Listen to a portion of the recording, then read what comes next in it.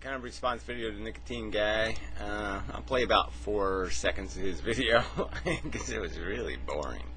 Normative ethics is the branch of ethics that deals with the question, how should one act?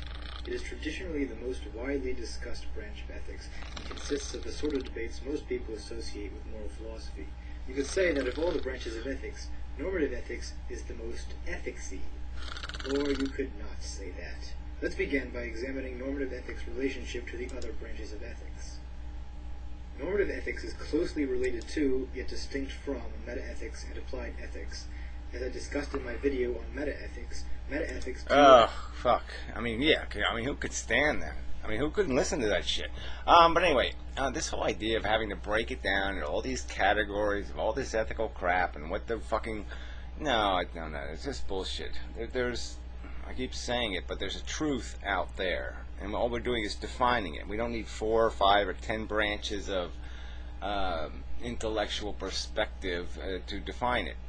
All right, so let's just get the easy part out of the way. There is 2 considerations. There's the absolute factual description of something's effect, and then there's practicality. Okay, so in the practical real world, we can't be sure that we're always right about our judgments. We can think somebody's a murderer, but he might not be, so we can't do the vigilante thing, and we can't act on our own judgment. We have to qualify it to some agreeable standard, and that's sort of what we call the social contract. So in a civilization, you make a concession to the social contract, to this agreement between people that, yeah, I won't decide you're a useless piece of shit and kill you, and you make sure you don't do the same thing to me.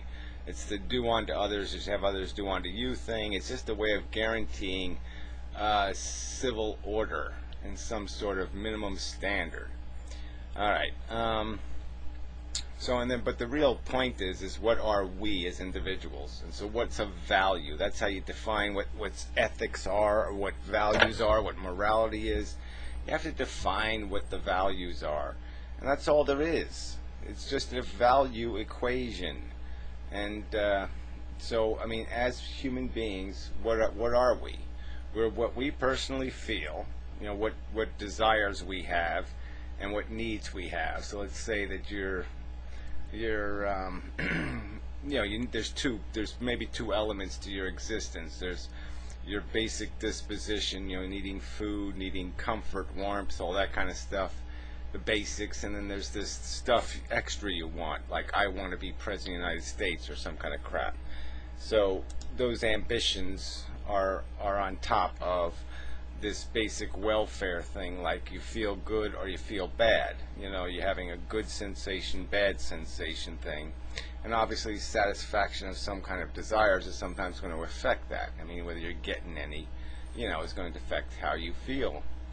Alright, and then there's the part where it goes outside of you and your behavior affects other creatures of equal or to some extent relative value to you. Maybe diminished, but relative, they have some value. So we could put other humans in one category, and then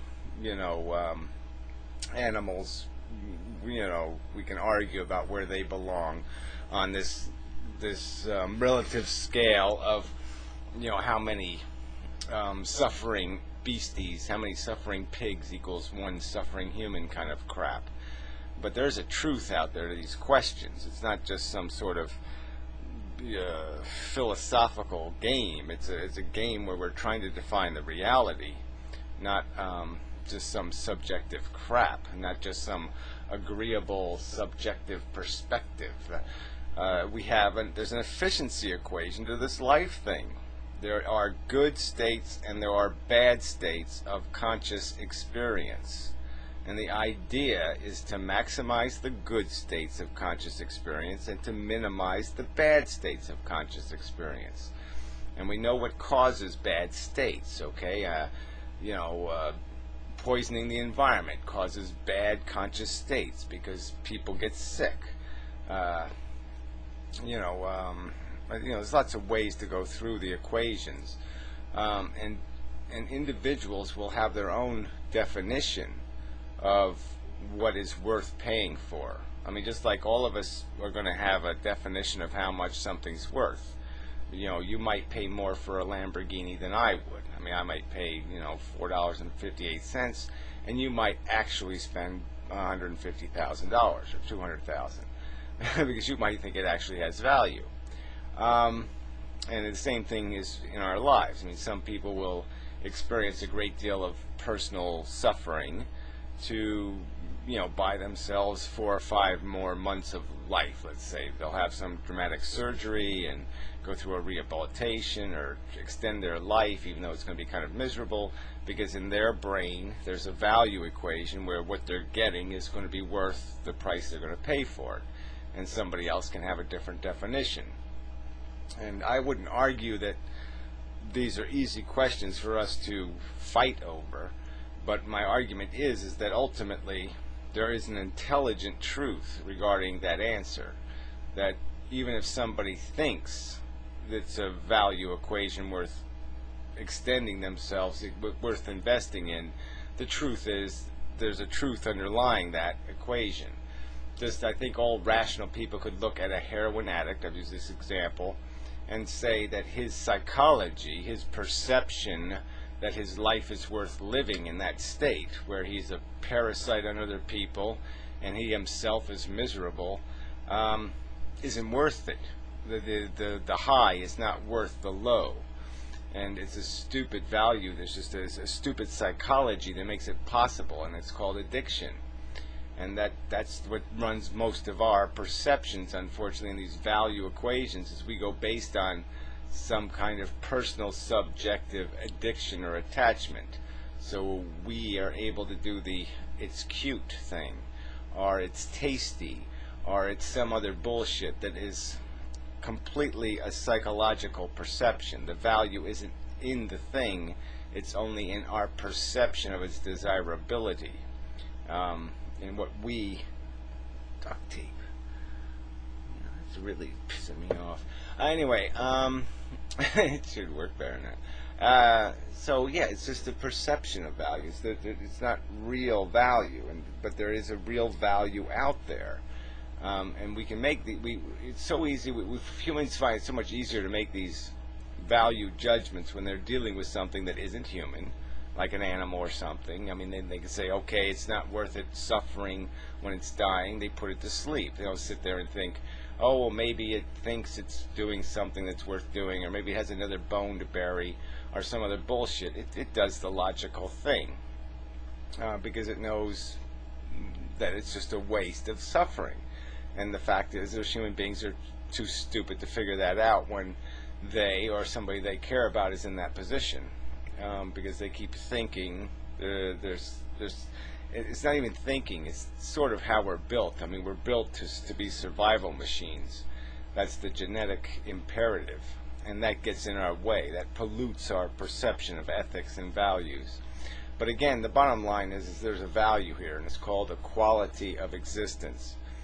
And being in a non-negative state of consciousness, and there's a fact about whether or not you create more of that in the world or whether you create less of that in the world through your influence. So it's not only about what you feel and how happy you are in your life or how comfortable you are in your life. There is also the equation of how much work did you cause other people to have to do to support your life. How many, what was your contribution? Let's say 5,000 people die in coal mines in China to produce our cheaper goods. I mean, what's our individual contribution to that suffering? I mean, how much of that suffering do each one of us have to take accountability for, in the sense that we influence the system that creates that circumstance and creates that liability? And that's the price of our existence. We don't live for free. We live, our life is defined by our net effect, by adding up how much suffering we prevent, how much comfort we give, and how much comfort we steal from somebody else, or take, or buy, or purchase, or excrete, however you want to use, whatever terminology you're comfortable with, that we give people the gift of suffering so they may suffer for our existence, or some other bullshit. But yeah, those are the values. That's the diamond, or that's the gold. That's the currency that we're trading here. And so if you think of it in those terms, that the real currency of life is this conscious state of being, this comfort versus suffering, um, you know, nice feelings versus bad, hostile feelings, attraction versus repulsion. I didn't put that very well, but you get it, okay? That's the currency of life, and that currency is created not only inside human beings, but it's also created inside of sentient animal beings, and we have to add it all up. It's all part of the equation of how we define what's productive and what's the net effect going to be on the future. This is how you define morality and ethics and value.